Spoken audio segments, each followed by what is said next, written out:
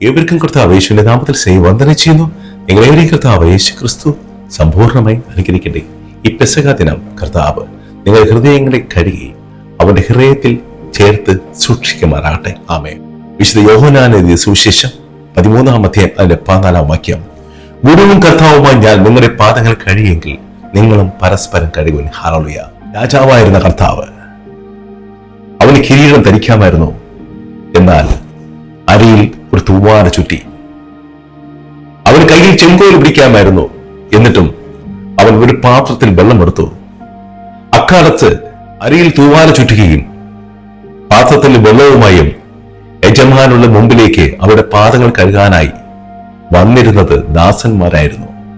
പ്രിയ സഹോദരങ്ങളെ, ദാസന്റെ രൂപം സ്വീകരിക്കുന്ന കർത്താവ് യേശു ക്രിസ്തുവിനെയാണ് നാം ഈ പെസഹ ദിനം കാണുന്നത്.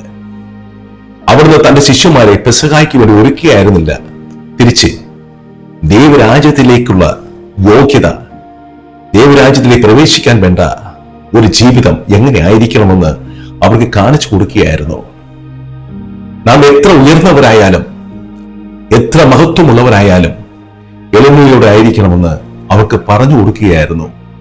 സേവിക്കപ്പെടാനല്ല, സേവിപ്പാനാണ്.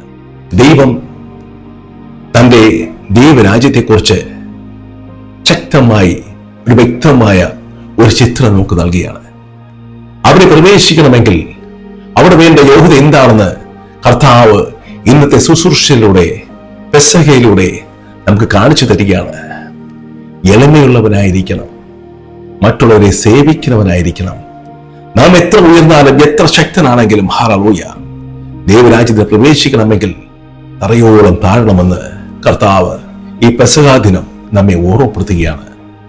അവിടുന്ന് മറ്റുള്ളവരെ സ്നേഹിക്കണമെന്നും മറ്റുള്ളവരെ സേവിക്കണമെന്നും തന്നെ എങ്ങനെ അനുഗമിക്കണമെന്നും മറ്റുള്ളവരെ സേവിക്കുന്നവരായിരിക്കണം, മറ്റുള്ളവരോട് കരുണയുള്ളവരായിരിക്കണം, നാം എളിമയുള്ളവരായിരിക്കണം, നാം കർത്താവിനെ അനുഗമിക്കണം.